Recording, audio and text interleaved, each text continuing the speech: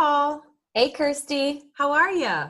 Not bad. We're about 2 months into this pandemic, and I think I'm just finally getting the swing of things. Exactly. Yeah, we're all definitely getting into a new flow and trying to figure out what that means for, not only our family lives, but our work lives as well.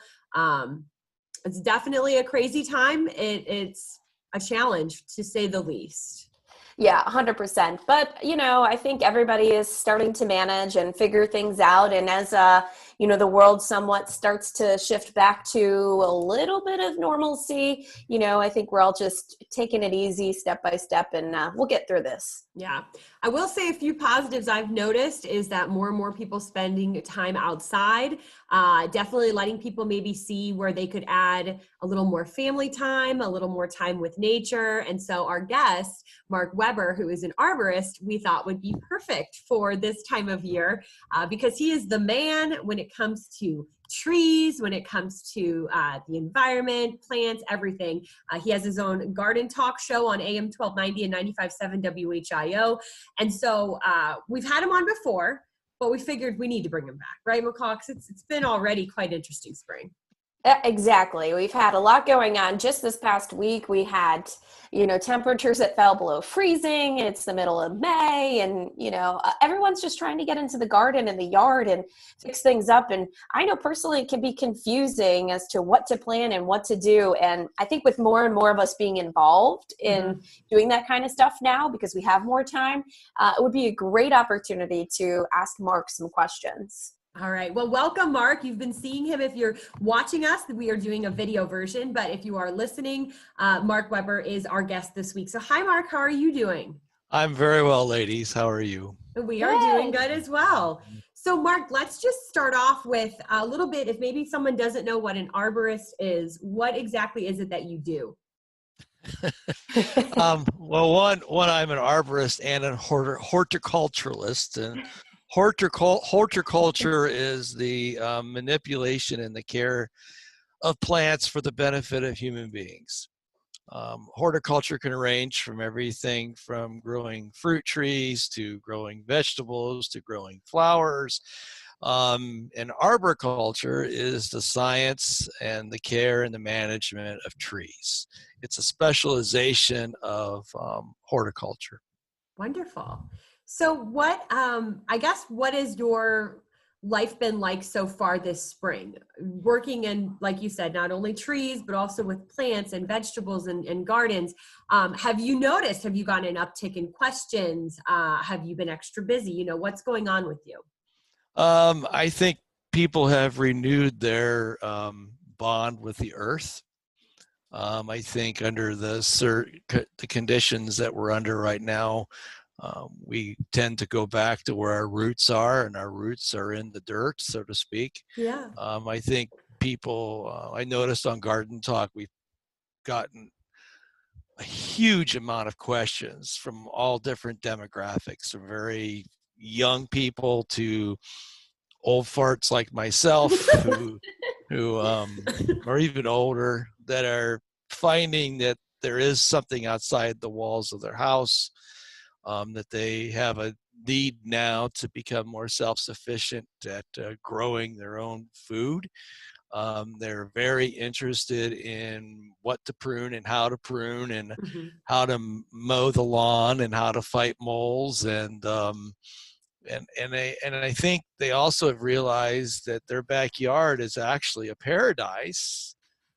It's actually that place that they can do their staycation, so to speak.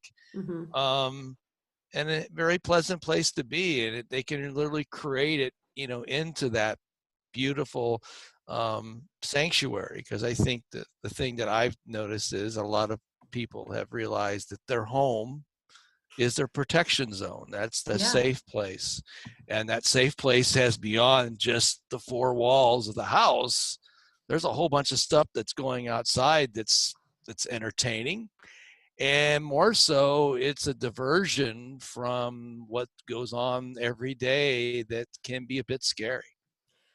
I think you hit the nail right on the head there. I think that a lot of people feel like they're locked in their homes right now, so that all they want to do is get outside. And so if they can beautify, the space that they have outside, I think that it does help to bring some peace to the person. And then I think the human nature is also to be busy. And so when you're told to slow down, it's kind of hard. So I find myself personally wanting to go out and, dig in the garden or do this or do that. And I think that you're 100% correct in that. So this time of year, and with everything going on, what are some of the things that you're telling people that they're calling in? Yeah. Oh boy, the biggest challenge has been freeze damage. We had no less than three. We've had three substantial events of very cold temperatures that have done significant damage to a lot of plants. To what degree, we're not quite sure yet. But if we start with perennials, the first hard freeze that we got back in April did a lot of damage to hostas, particularly, as well as some shrubs and some trees. It wasn't as significant as it was what we had Friday night, Saturday morning. There are some places, I think people have told me they had as low as 25 degrees Fahrenheit. Here at my house, when I was doing garden talk, I got up at 3 a.m., checked the temperature. We were at, I believe, hovering right at 31 degrees Fahrenheit. All my vegetables outside were covered over, but I have a big hosta garden out back with a lot of rare plants in it. At 3 a.m., I turned on the water. Irrigation water, and we ran water here till almost 11 o'clock Saturday morning. We had over an inch and a half of ice on all of our plants in the garden. And there's some areas where in my magnolia collection, it got damaged. Even my Japanese maples that had no damage have a little bit of browning on their tops. Some of my neighbors I noticed have really severe damage in some of their trees. And what we're going to have to do is kind of live with the philosophy of wait and see. Plants have, particularly woody plants, have a unique ability to grow new wood and regenerate new growth. It's one of the remarkable things that is exciting about all woody plants is they have the ability to compartmentalize problems and kind of encapsulate them and grow new growth beyond that to kind of outgrow their problems. Remember, plants don't heal, they seal, so to speak. Yeah. And so one of the things that'll be important for that sealing process is so that plants have the right amount of water, the right amount of nutrition, the right amount of care. So by June or so, we're going to know what the extent of this damage is. And at that point in time, we can come up with proactive management plans. One of the worst things that people can do with damaged plants is ignore them. Because in the world of plants, what gets them typically in trouble is what we call abiotic events. A meaning non-living, and biotic means living. So non-living events like a freeze does dramatic injury to plants. Plants have the ability to recover from it, but they got to have the right recipe, so to speak, of water, nutrition, sunshine, and temperatures, and proper care to allow them to repair their damages. So, for example, if you're a homeowner out there and you've got mulch that's piled up 12, 15 inches up in the trunk of your tree, pull it back. That's going to hurt the tree. It's going to make the tree sick. It's one way that we can help speed up the recovery. Just simple, basic things like that. That's so as we go into, for this upcoming weekend, this may or may not have a direct impact, but we go from, cold just a few short days ago to now we're going to be into the 70s, near 80 degrees with a ton of rain. Does that help? Does it hurt? Or does it do nothing at all? It helps as long as you've got a site that's not poorly drained and your plants are standing in water. So because then you're dropping, you're falling right back into another abiotic event again. So drainage will be important. So it goes back to right plant, right place. Mhm. Okay. And a lot of times we get ourselves in trouble because we find this plant that we think is so pretty and so perfect. It's like a piece of furniture. We're going to stick it right here because we think it's going to look great. Well, there's only one problem. It's got to have the right soil, the right sunshine, the right climate. And if you don't put those magical things together, and they're not really magical, they're pretty logical, you'll end up with a better long-term solution. And those plants tend to recover better out of these type of abiotic events than plants that aren't really sited correctly. So would you be, I guess, advising people then if they maybe held off, because we did have a pretty good warning that we were going to get that cold, and this year would be the year that you wait past Mother's Day to put, like, say, flowers or maybe a new bush or something new in the garden. Would you advise then that people, because like you said, it's probably going to be maybe some newcomers who don't usually spend that much time in the garden, are going to be going out, spending their money on flowers. And then, like you said, you want to make sure that you're finding the right place in your garden. So is this people looking up before they buy, or is this people making sure if they go to a garden center that they're actually talking to the people that are working? Well, and this is where it gets interesting is, remember with plants, we have cool season plants and then we have warm season plants. So cool season plants, things like pansies and snapdragons and petunias, you can put them out if you want, and they could have taken this cold weather without a problem. Trees and shrubs and woody vines and perennials, again, they're built genetically to manage cold temperatures as long as you're planting things which are within zone 5 or 6, which is the zone hardiness.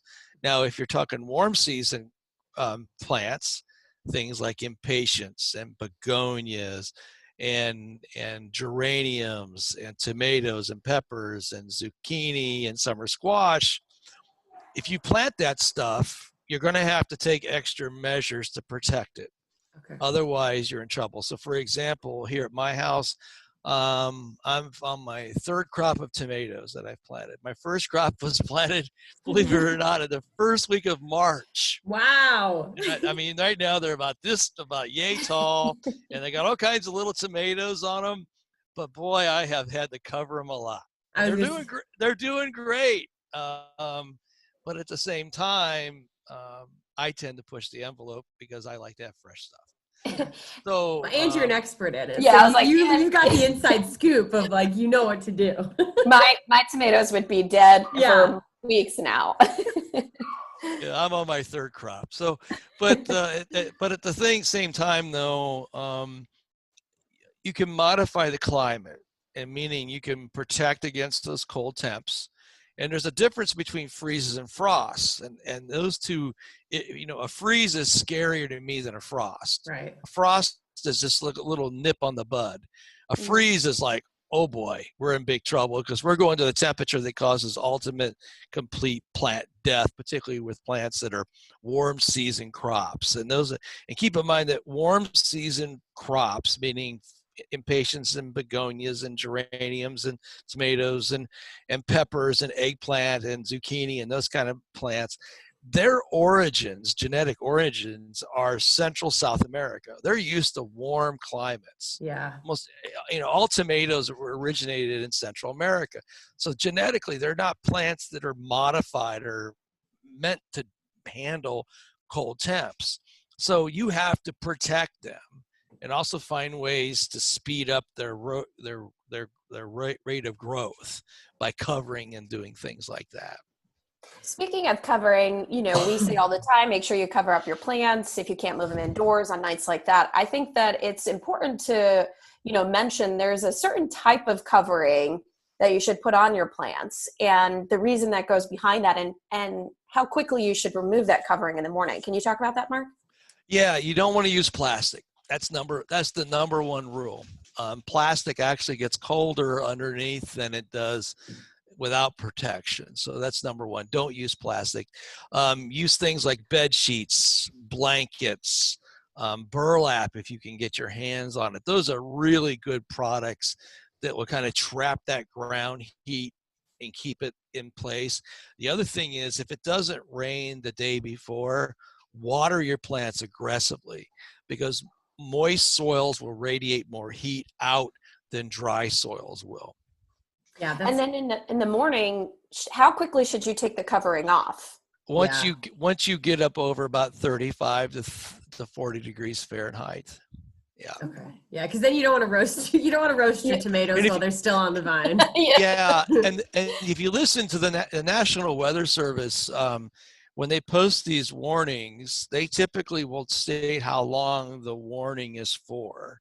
Yeah. And so, like the warning that we had on Friday night, Saturday morning, was up to, I think, 9 a.m. Eastern Standard Time. Mm-hmm. So in my case, I walked out at 9. I thought, it's still forming ice with the irrigation. I'm going to leave it on for a little bit longer. Yeah. Because one of the worst mistakes that you make is that you pull it off too early or turn off the water. And I've had a lot of questions about this watering thing, how this works. It's a pretty fascinating thing. It's called the heat effusion. I don't know if you ladies are familiar with the heat effusion, but basically when one water molecule freezes, it releases 1 kilocalorie of heat. And so, for example, on Friday night, Saturday morning, by me irrigating, I was forming ice. Mm-hmm. And every time I formed ice, I released a kilocalorie of heat and kept my plants at about 32.5 degrees Fahrenheit, which is just above freezing, which protects the tissue from freezing. So that was one way. Other folks that I'm friends with, one guy has a vineyard, and he actually burned smudge pots in his vineyard to raise the temperature, to keep his vines from being frozen and lose his grape crop. Wow. Another orchard up in northern Ohio, according to my father, rented the services of a helicopter and flew a helicopter over top of the orchard. God knows how many hours, because it was cold up there. It mixes the air. Yeah, mix the air out. Oh, wow. And so That's this effort. guy. Yeah. I hate to see what the bill was for that. Right. But even a lot of the vineyards up in northeastern Ohio have these propane powered wind propellers Mm-hmm. that will move air through the vineyard and keep the inversion layers mixed up so that the cold air can't settle in. Yeah. I mean, it makes sense. Mm-hmm. And that's really neat when people stop and think about some of those processes, like you said, when you're freezing something, that it's actually releasing some heat and then mixing out the air. You don't want the cold air to sink. That's the point. If it sinks, it could settle and drop the temperature right where your plants and your in my career, I used to raise strawberries. Mm-hmm. And actually, I managed almost 60 acres of strawberries. Wow. And we had one year that we went down to, I think, 18 degrees Fahrenheit. Whoa. I turned the irrigation water on that night, I think at 9 or 10 o'clock. And I spent the whole night walking through the fields with a stick, banging the irrigation heads to keep them from freezing up. Yeah. And we had a crop. I mean, we survived, but I mean, and that's the piece that a lot of people, when they buy produce or raise produce, that sweat equity that goes into raising it makes it taste that much better when it's just not made in a factory someplace. Well, now that we're kind of transitioning, and I mean, McCall, we could safely say at this point, like, our freezing nights, our hard freeze potential is very limited. In January or in June, we have actually never dropped into the 30s in the Dayton area that we've had reported. So moving forward for people now, Mark, what is some of your advice now that we can kind of like move past protection? Now, what do they have to think about when it comes to, we're going from spring, which can be very erratic with temperatures that get really hot, lots of rain, as McCall had mentioned, we get downpours and storms, and we could go into a drought in the summer. I mean, it's definitely possible. So what are some things people can start thinking about? The two next important things is water and fertility. Remember, when plants conduct photosynthesis, they have to pull water from their roots up to their leaves and transpire it through the pores called the stomata. And to do that, they have to have ample water to pull out of the soil. But with the water being pulled out of the soil, it also pulls mineral nutrients with it. Ah. Those mineral nutrients then are deposited in the leaf so that the leaf can use them in the process of photosynthesis. So if you don't have the right amount of water, or too much water, or not enough water, or the right amount of nutrition, you goof up photosynthesis. And like I've often said on the radio, our trees and plants and vegetables and fruit can't drive to the grocery store and buy carbohydrates. They have to make their own. So one of the things that'll be really critical moving forward is water management. And one of the ways that you can do that is buy yourself a 99-cent rain gauge, put it out in your yard, measure how much water you get on a weekly basis. We typically in the summer months want to be between an inch to inch and a half of accumulation via a rainfall event. If you don't get that inch to inch and a half, you need to supplement. Most urban landscapes don't have soils that are deep. They don't have soils that are high in organic matter, and so they tend to dry out quickly and put the plants that you have in the landscape under more of that quote-unquote abiotic stress.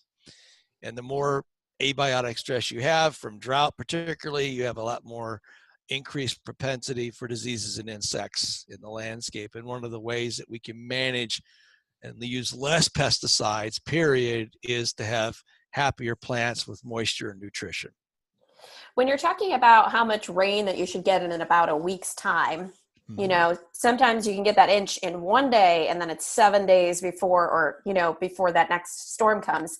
Should you be concerned in between? You know, if all of a sudden on day 3, it seems like everything is dry, should I be out there watering the plants again? If you get an inch within a 7-day period, typically not. Okay. One of the things you can, one thing you can do is do what I call the screwdriver test.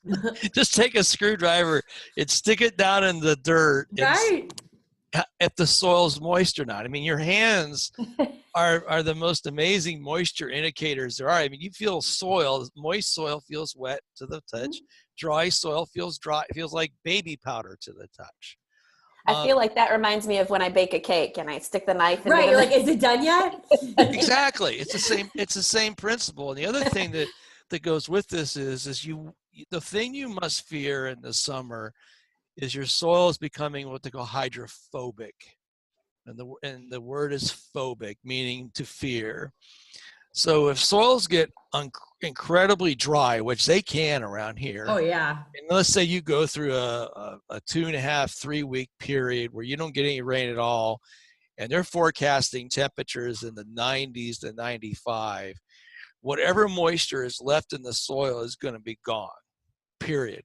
Yeah. And you're going to have soils that are going to become increasingly hydrophobic. So if you do get a 1/4 inch of rain or a 1/2 inch of rain, that water isn't going to soak very deep into the soil profile. So one of the keys is with this inch to inch and a half management number that I come up with is that you're maintaining that moisture soil profile. Even if you climb into the 90s and you only get a 1/4 inch of rain, you only have to make up another 3/4 inch through irrigation. And the other thing that's important about watering is, particularly with turf grass or your lawn, you'll want to water between 4 a.m. and 10 a.m. Period. Don't do any afternoon watering or evening watering. It drives me nuts when people do this, because this is why you create a giant incubation chamber for fungus. Ew. Yes. And think of it this way. Where does athletes' feet grow? Ew, in your shoe, and your sweaty foot, and the dark sweaty shoe you have. Exactly. So if you water at 4 a.m., we have timers, by the way, 4 a.m. to 10 a.m., it gives a chance for the turf grass to dry out. Yeah.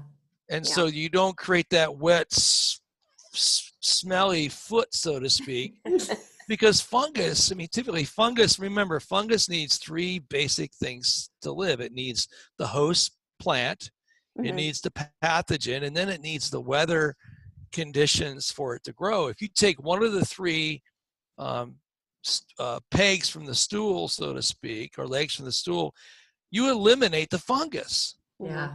So why use a fungicide when you can just not create the conditions for the fungus to grow?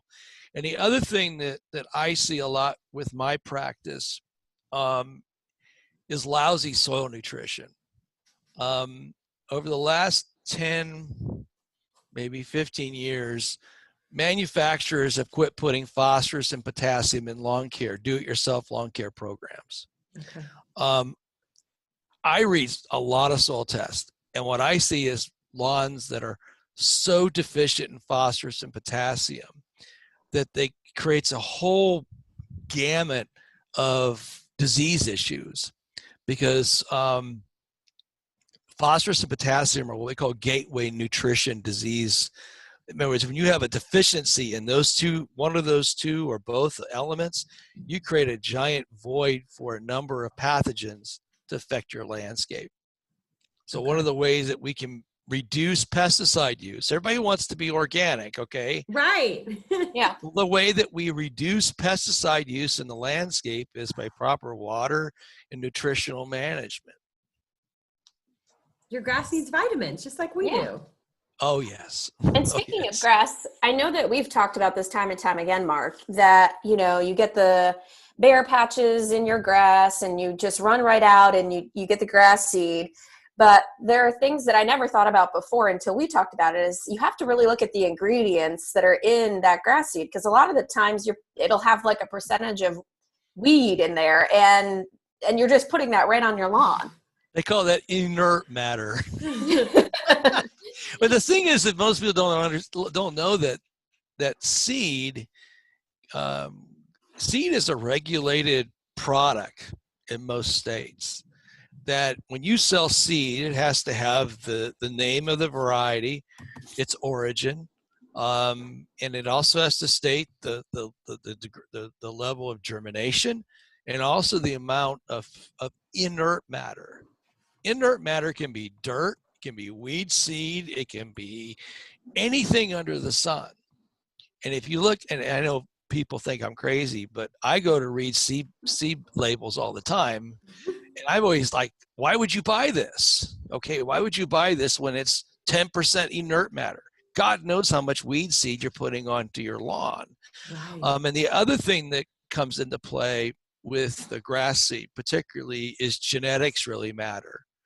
When you buy a bag of grass seed, and depending on the price, the less you pay for that grass seed, the poorer the genetics you are going to get with that variety. And a good example is you'll see grass seed that's marketed as turf type tall fescue. Everybody goes, oh, we hear Mark talk about that on the radio. That's the stuff I want, okay? But if you turn the bag over and read that little label, it'll say, this is predominantly Kentucky 31. Okay. Kentucky 31 is a pasture grass. Oh. It's not a lawn grass. It's meant to feed cows and horses, okay? And that's that really coarse grass that grows kind of tall in your lawn. Yeah. And it looks very attractive. That's Kentucky 31. And it's being marketed as turf fescue when it's really not. And that's why genetics really matter. So a bag of that is going to be substantially less than a bag of grass seed that's been put together that has been researched and shown to be disease resistant, insect resistant, and a variety that's more adaptable and has the better appearance than a pasture grass does. So much stuff. So Mark, you do have Garden Talk, which people can call in and you answer their questions and you talk about different topics every single week. So if someone maybe hasn't listened to Garden Talk, but they're listening to us now, how can they listen to you, and what what time is the show on? We start at 6 o'clock Saturday morning and we run till 9. We're on 1290 and 95.7 WHIO. You can also listen to podcasts Wonderful. of the program as well, which means if you don't want to get up at 6, Right. which I understand, you can listen to podcasts. I will say that I've been on the air 29 years, That's amazing, Mark. and we have never done one show that's the same as the last show. Yay. Every week has a whole different gamut of topics and questions, and we have a lot of fun along the way. In fact, it's kind of fun. When I started out at HIO, we were only on the AM signal, and we were down there on 1414 Wilmington, and we didn't even have the computers. We had basically 8-track carts that we used to play for different parts of the show. And I remember one of my first times I ever got a caller from, I don't know, it was California. And I thought, I was like, wow, somebody calling all the way from California. How did, God knows how they were listening to us. Now, I mean, we have frequent listeners in South Carolina, Florida, California. We have one guy that listens to us every morning from Indonesia. Wow. Saturday mornings. We have a number of callers that listen to us out of New Jersey and New York City. And so our reach is because of iHeartRadio and the app. You can listen to us around the world. And there's a lot of people that used to live in Dayton that live like in northern Florida. Right. Listen to Garden Talk. So it's a lot of fun, and I really enjoy it. Clearly, it's full of knowledge. So, Mark, you already dropped things that I didn't even remotely know about in this podcast. So if you maybe want to listen to the old podcast that McCall and I did with you, because that was also really great. A lot of grass talk because McCall was a new homeowner at the time. You can go back right on Apple iTunes, Google Play, or Stitcher and look at our past episodes. You can listen to the one that says Mark Weber. That'll be him again. Mark, thank you so much for joining us. Garden Talk, 6 to 9 a.m. on Saturdays, or you can listen to the podcast version anytime you want. So make sure you check out Mark because, never-ending thoughts about plants and flowers and trees. Okay, take good care. Thank you for having me. Thank you so much. All right.